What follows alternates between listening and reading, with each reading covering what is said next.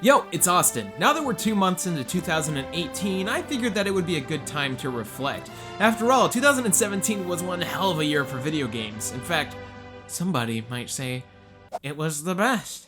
Now, I considered making this 2 separate videos covering the best and the worst, but I figured, hey, let's make this one big party.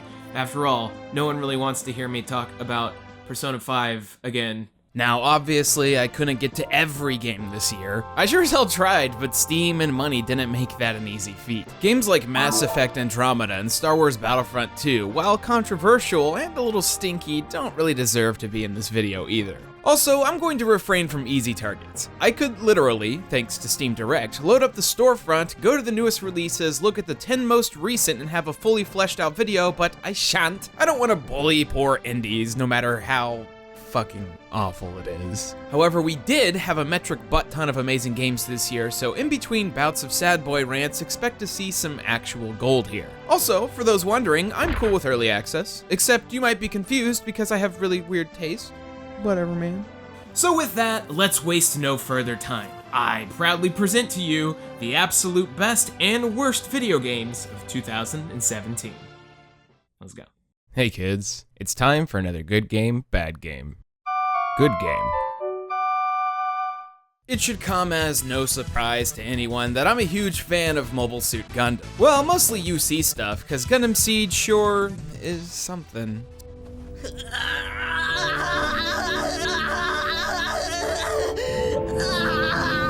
So when I heard that the popular Japanese Gundam Versus series was finally getting a proper US release, I just about lost my shit. I had previously played these games in random arcades at like MagFest, but never got to experience them in my room. And well, now I finally can. Props to Bandai Namco for finally bringing it stateside, even if it lacks a lot of the content that previous PS3 games had now being sold as DLC, but it's fine. Even if you're not a huge fan of Gundam, Versus sure is a multiplayer treat. Pick your favorite suit, pick your friends, and battle it out in several fan-servicey environments with all your favorite Gundam songs, like Gallant Char, the best song.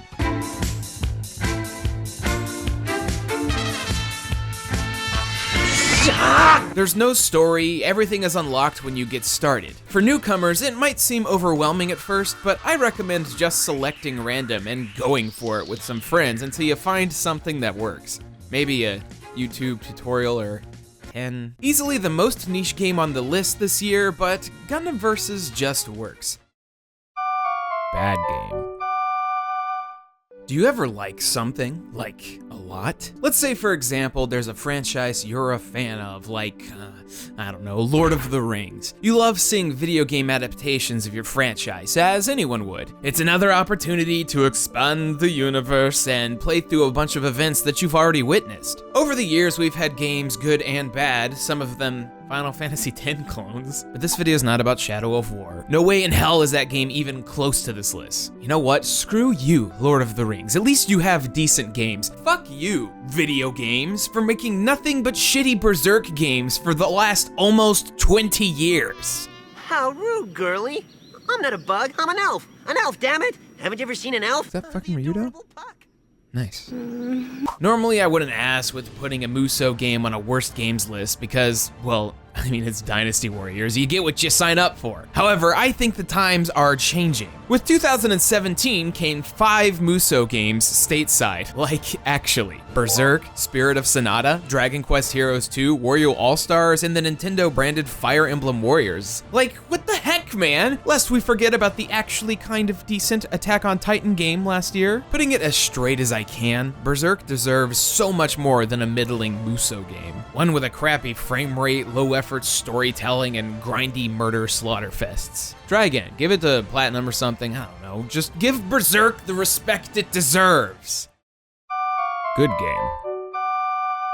The first time I laid eyes on Horizon Zero Dawn, my first thought was, well, I'm glad Heavenly Sword is getting a sequel.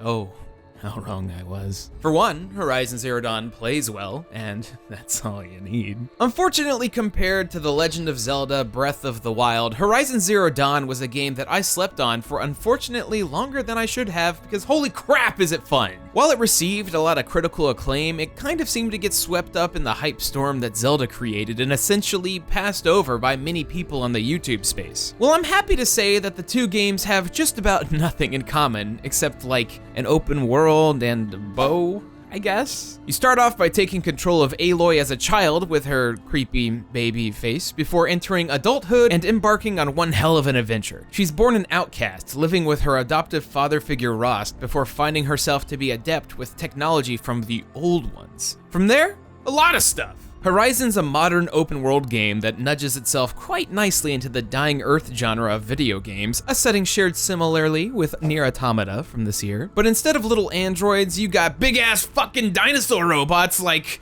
okay, yeah. While at times Horizon looks like it would play like a Monster Hunter game, it also just feels a lot closer to a stealth game than you would think. You have to put a lot of thought into setting up traps to hunt the monsters, cause you're pretty fucking squishy. You can't really talk about Horizon without touching on the production values here, because dude, look at this walk cycle, man. Look at the crazy rain weather. Look how fucking beautiful this shit is.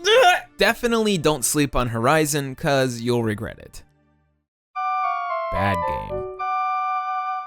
With the success of a Nintendo console comes a million ports of indies and older games. At full price, it's dumb. Among all of these was a little port of a classic arcade game from the 90s. Again, for like the 20th time. Street Fighter 2, or as we're now calling it, Ultra Street Fighter 2, The Final Challengers. We're only like 2 words away from being an Arc-Sys fighter at this point. Let's keep it up. Before you get all salty Sally at me, no, I'm not talking shit about Street Fighter 2. I mean, it's kind of silly that after all of this time, the only characters they could muster to add into the mix were evil Ryu and violent Ken, and not one of the characters from the vast swath of Street Fighter peoples. That's okay, it's still Street Fighter 2. However, Way of the Hado, whoo boy. I guess Capcom really wanted to price this game at $40, so they tossed in what is probably the worst addition to any video game ever. I'm not being hyperbolic, it's bad. Maybe Nintendo was pushing for people to demonstrate the Joy-Cons, but maybe they shouldn't have picked Capcom for that one. So basically you're Ryu and you're, I guess, learning the way of the Hado, like Hadoken or whatever. Dude, this game doesn't even work. Half the time you want to do a Tatsumaki, but it's just Hadokens all day, or even better, it just does nothing. You just fight dudes until M. Bison comes out and kicks your ass. I've heard some people have beaten him, but while it might be hard to explain with footage and voice, the commands you do with your hands are awkward and seem to fail a lot, so fuck it. Don't do motion controls, they're so bad. Good game. Speaking of the Switch, here's a JRPG that stirred a bunch of controversy because a couple of game designers and artists were horny at work for a few months. Xenoblade Chronicles 2 is extremely deceiving. You look at this shit thinking it's gonna be some weird fan servicey game filled with lines about figuring out problems with the power of friendship and mere mortals banding together to kill God, and you're completely right. Ow. I like it. Not when it does that. Ow. Now, my experience with the Xeno franchise starts and ends with Xenoblade X, which I did not like at all. And I guess Xenogears is pretty good. Does that count? I still need to play the original Xenoblade, but this portion's about 2. Now listen, Xenoblade has a ton of weird problems. The adaptive resolution bugs my eyes out sometimes, especially in portable mode. The English voice acting can sometimes be a little too much.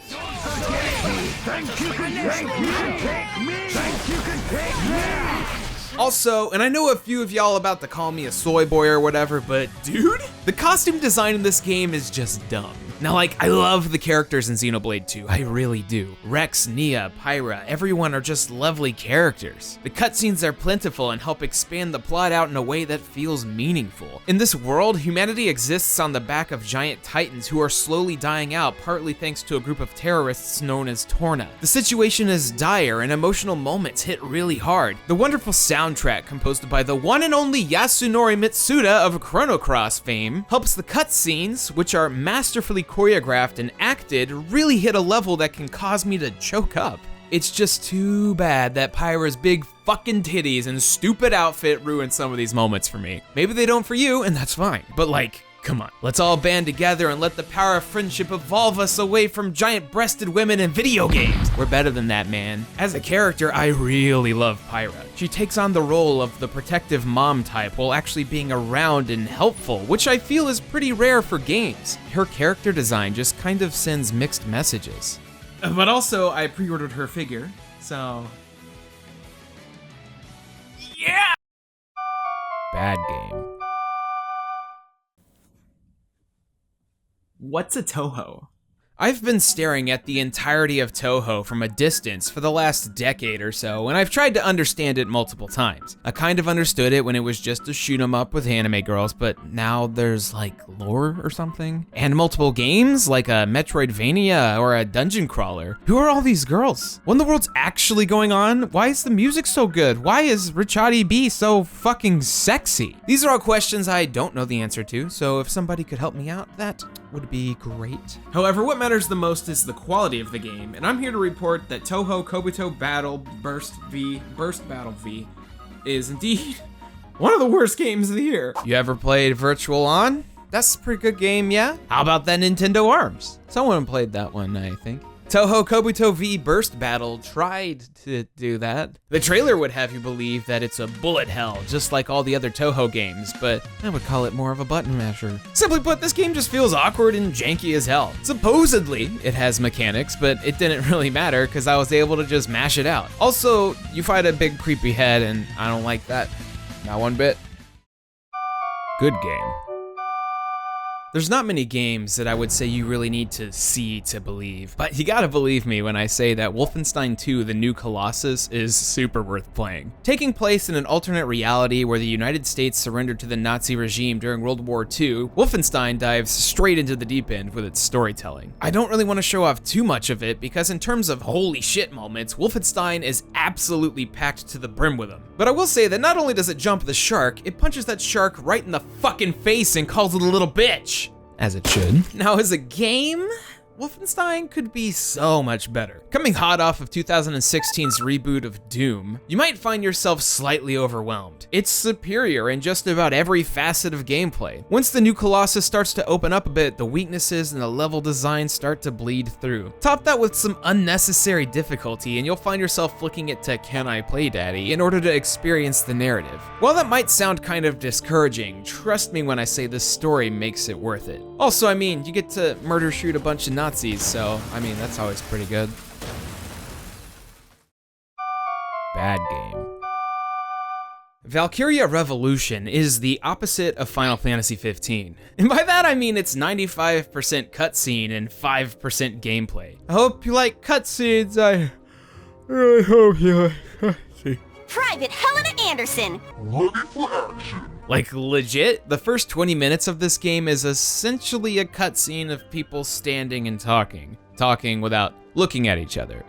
Forever. Valkyria's gameplay is also really basic, easy, and uninspired. What seems like it would be a neat idea is basically just, alright, spam melee attacks. It's weird playing this coming from the original Valkyria Chronicles, the game that made strategy RPGs super interesting and more cinematic. But somehow it feels like it has even less gameplay than a strategy RPG, which, dude, how? Anytime I feel like I'm having a semblance of fun, the game stops and just jolts into more cutscenes. It's like Lore, the video game, except it's not very interesting because none of these characters are worth a shit. The fact that this launched at $40 and then quickly dropped to like a sub 20 price is kind of a testament on how nobody really cared about Valkyria Revolution. But at the very least, Valkyria Chronicles 4 was announced recently, so maybe they'll finally understand what to do with their franchise. Good game.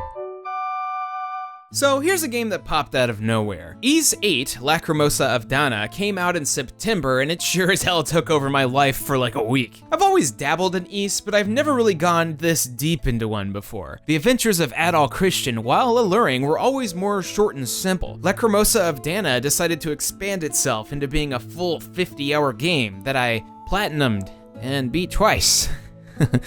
Whoops. Ys 8 is basically what I would call Lost, the video game. Yeah, no, not that one. It's just like Adol to wash up ashore somewhere, and 8 is no different. Adol accepted a job on the passenger cruise ship, the Lombardia, which floats a little too close to a cursed island named Saren Island, and I mean, you could probably guess what's about to happen.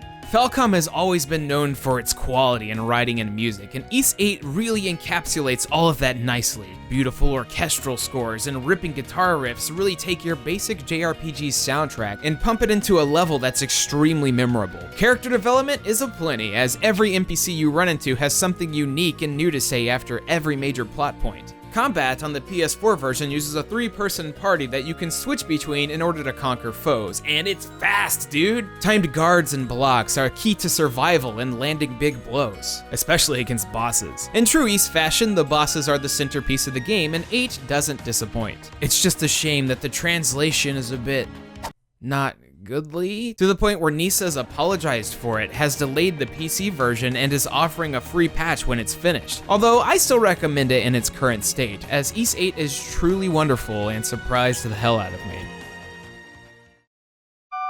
Bad game. Let it be forever known that my generation was the one dumb enough to think that a reboot of Bubsy could be decent. With levels having names like Star Claws, The Fur Awakens, and Back to the Furture, what could we possibly expect? I hope your answer was an hour-and-a-half long campaign filled with nothing but bad puns being repeated over and over. Not funny. Wait. Oh, yes, I am. It's not even that the game is bad. The physics are sufficient. It doesn't enrage me. In fact, I feel nothing. I feel nothing. I feel absolutely nothing when I play Bubsy, a similar feeling that I had playing the original Bubsies. Bubsy's like that one friend everyone has that won't shut the fuck up at any social gathering, but really, on the inside, has a deep, crippling fear of social rejection. Just like me. Well, Bubsy, I reject you. I'd like to apologize to the entire gaming industry for spending $17 on you. $17 better spent on Skyrim horse armor or buying individual episodes of Friends on the PlayStation Network. That would have been more satisfying, but alas, this is a path I have chosen for myself. Bubsy will be back soon. God, I hope not. PlayStation is whack. Good game. Psst, remember when I said early access was okay? Well, I played a metric fuck ton of PlayerUnknown's Battlegrounds this year. Not just me, everyone played a ton of PUBG this year. What started out as essentially an evolution of a popular genre of Arma mods has turned into the game that took over Twitch, took over the gaming industry, even entire games changed what they are specifically for Battlegrounds. Looking at you, Fortnite. I'm sure you all know what's up, but the premise is simple. Drop into battle with 99 other people and try to survive. It's the video game version of Battle Royale. The most simple setup, but fighting for survival across this weird, dystopian, buggy landscape that runs at garbage frame rates and has a hacking problem is still pretty fun. Get yourself a squad, pay $35,000 for a graphics card from one of them Bitcoiners, and pray that they don't ruin this game over time. Also, I played for hours trying to get another chicken dinner for this video, but I failed. I used to be good. I don't know what happened. I used to be good. Bad game. Have you ever heard of Spelunky? You know, the little indie game made by Derek Yu a couple years back. The roguelike about, well, spelunking. Get yourself some loot, try not to die, you're gonna die, and I'm terrible at it. It's a solid indie title. More importantly, have you heard of Spelunker? It's an old school Atari and Famicom game in which you control a spelunker. Yeah, well, apparently that franchise is still around. Enter Spelunker Party.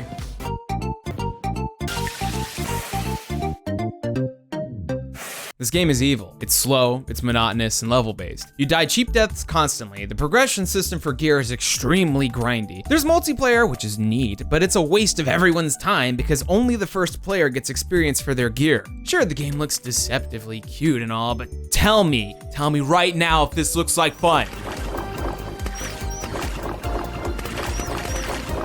Yeah, it's not. Even though this game is level-based, you're still going to die a lot, making replaying levels such a chore because of their length. It's just really disappointing to see this come out, have decent production values, and seem like it should have been so much more. Like they decided to go too old school, and in the process of that, just made an infuriatingly boring game. But, at the very least, we have Spelunky 2 on the way, and you should just play that instead. Good game. Now that we're getting to the very top of the list, there might be a couple games that you're thinking, hey, he's definitely going to talk about these, right? And you're not necessarily wrong. So I figured we should start off number 4 by talking about Super Mario Odyssey.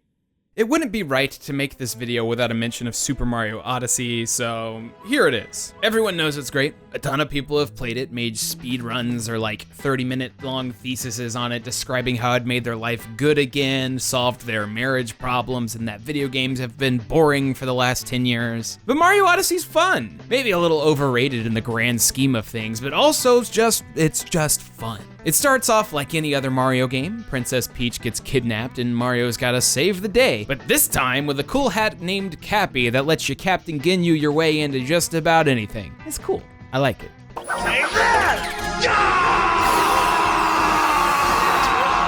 Mario travels through a bunch of colorful worlds of varying degrees of quality. Some are super fun and memorable, like the Metro Kingdom or Wooded Kingdom, and some are Lake Kingdom. I think I would have liked Super Mario Odyssey more if it didn't feel like an onslaught of easily attainable collectibles. In a game like Mario 64 or Banjo-Kazooie even, the number of them is easily 1/10, letting the individual stars and jiggies stand out. Mario Odyssey is like, here, you like moons, kids? Take the moons. For real though, I really enjoyed Mario Odyssey. I would say it's one of Mario's finest 3D adventures for sure, but at the end of the day, slight nitpicks prevent this from being higher. But also, in the year of 2017, considering what's coming up, it didn't really stand a chance.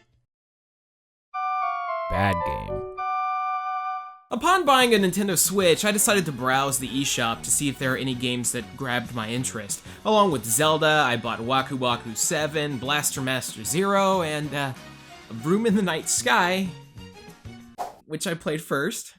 Now, I'm not gonna say I was expecting something decent from the screenshots or anything, but Room in the Night Sky was still worse than I possibly expected. It's become the gag game that I put on when I have friends visit. Like, hey, check out this new game I got. Shortly before they leave, and I never speak to them again. So, you control a magical girl, I guess, driving a slow-ass broom flying into rings. That's the entire game. Like, actually, the entire game. There's a couple of levels, but they are all like, do cool flips, shoot some bitch, and fly through the rings. You do unlock new vehicles by spending, Stardusts? Some of which are crazy fast, but don't make the game any better. Yo, what's with this game's description though? The features of this game are feeling fantastic, speeding feeling, and realistic feeling. What's with the feeling, man? What's up with that? So I guess the best thing here is that we at least got an amazing translation out of Room.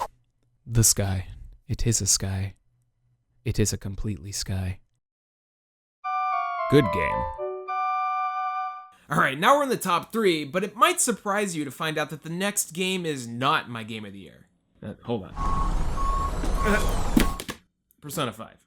I absolutely love Persona 5 with just about all of my heart. That should be obvious considering I made, 2 separate videos after the game came out on it? However, the year 2017 was so strong that I couldn't bring myself to rank it any higher. The Adventures of Joker and his friends easily remained the best Persona video game, but that's just it, the best Persona game. I've already spoken well in depth about this, so if you're interested in my thoughts on P5, check out that video after this. Bad game. Some games you just know are gonna be bad. You can watch a trailer and be like, oh man. Schoolgirl Zombie Hunter was not an exception to this. However, I happen to have an affinity for the bottom of the barrel, so I willingly jumped along with some friends deep into the pit. The reason Schoolgirl Zombie Hunter makes the list though is because it actually ended up being pretty disappointing. Schoolgirl is made by the folks at Tamsoft, the same people responsible for Oni-Chanbara's E2 Chaos. Yeah, that game. However, those familiar with me might actually recall that I kind of enjoyed Oni-Chanbara on a weird, sick, guilty pleasure kind of level. Needless to say, when I heard they were making a 4-player co-op zombie shoot-'em-up, I was stoked. God damn it. So not only does Zombie Hunter take place in the same world as Oni-Chanbara, it actually reuses a lot of assets and music. That's weird to think about considering the game actively looks worse and has frame rates less consistent than my upload schedule. You can upgrade your girls who all have different abilities, change their clothes. There's a weird mechanic where you have to wear underwear for a certain amount of game time in order to get extra panty ammo in order to attract... Wait, what the fuck? Shooting feels bad, the story goes absolutely nowhere, and I mean shit, all the enemies and bosses are either worthless or way too difficult. There's nothing in between. Normally co-op would save a game like this, and to an extent it did, but there's only like 10 levels and that's it, so it's like, eh. Good game. Nier Automata is a journey, one that tests the patience, willpower, and internal thoughts of the player. To call Nier Automata simply a character action game is, well, the dumbest shit you could possibly do. As previously mentioned, Nier Automata is an exploration of the Dying Earth genre while diving deep into director Yoko Taro's inner philosophies, which, I mean, are basically saying fuck philosophy, but that's also kind of philosophy. Never write philosophy in a script again. No more. Earlier this year, I talked a good amount about Nier Automata in my 2017 is the best year in video games history video, which I still stand by every single word that I said. In fact, a lot of my affinity for it has only grown with time due to my own personal understanding of the story becoming more cohesive. Sure, the gameplay segments aren't Platinum's best, it's a little janky, playing through Route B can be tedious for a lot of people, myself not included, but everything comes together in a wild climactic ride that has left an impression on me for the majority of 2017. I cried at that shit, motherfuckers. Check out that video after this one if you want to hear more of my thoughts, but I think I'll be thinking about Nier Automata for years to come. Bad game. Hey kids, now that we're done talking about dirty old Nier, why don't we talk about some real video games for a change? Y'all ready to objectify some women? With Drive Girls? Literally? Ew. It's sticking to me. I don't know what that does. Oh, fuck! I don't know, man. I don't know. Drive Girls is a game made by Tamsoft. Oh yeah, another one. It's confusing because Tamsoft made Oni-chan Bara, Senran Kagura, Schoolgirl Zombie Hunter, and now Drive Girls. I played Senran Kagura Peach Beach Splash earlier this year and, I mean, it's actually kind of okay. But Drive Girls, man, what the fuck? Following a similar format, Drive Girls is essentially endless amounts of visual novel-style cutscenes followed with grindy, boring-ass beat-em-up gameplay. Except the big thing here is that the girls transform into cars. Oh, and also this. What part of the car is that? How do we repair that? Do we need, like, wiper fluid or something? Are they cars or not, man? What? How? How is that bikini staying on? What the fuck? How is it in the game about girls transforming into cars that every aspect of controlling it sucks? Suckage at 18 frames a second. Oh god, the sound the cars make when you're driving is so bad too.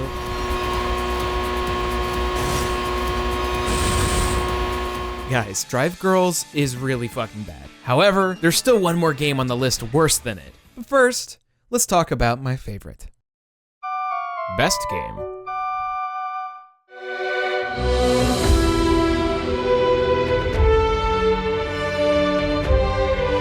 Yeah, okay.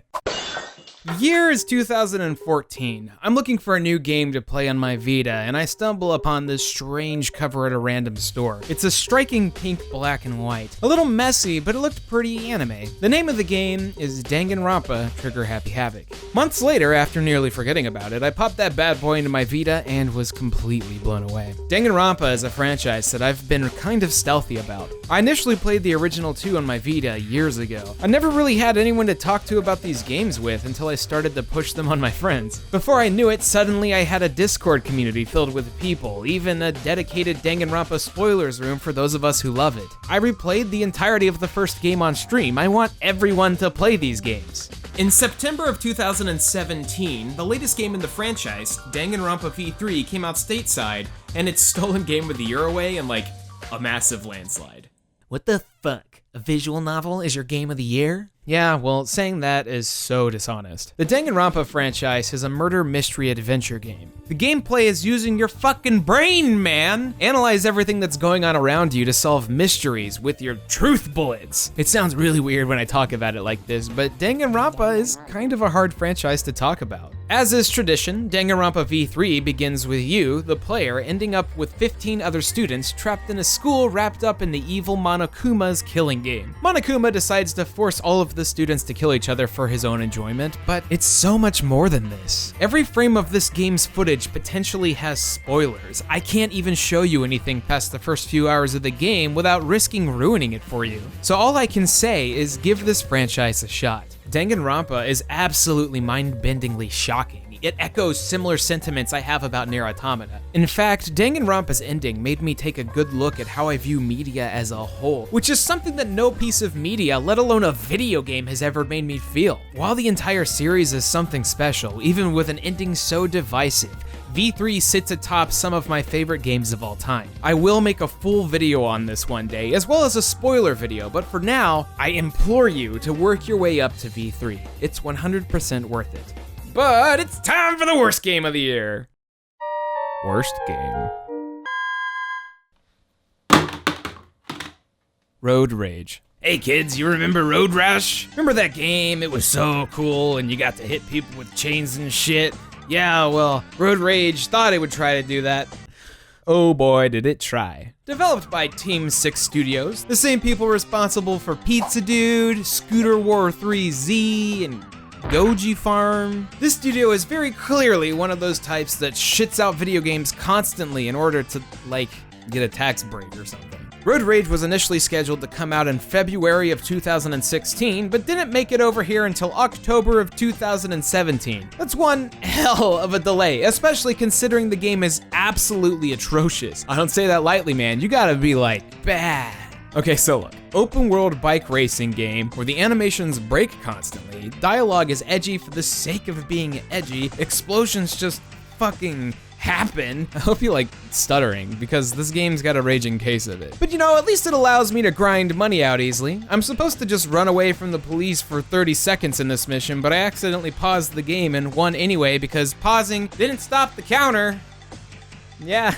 I streamed Road Rage ages ago and had myself a good laugh before dipping into a horrifying realization that I spent money on this game, and it was potentially one of the worst games I've ever played. So good job, Road Rage. Even in a year filled with gold left and right, I could smell you at the bottom of the rack at Best Buy from miles away. Easily the worst thing that I played this year.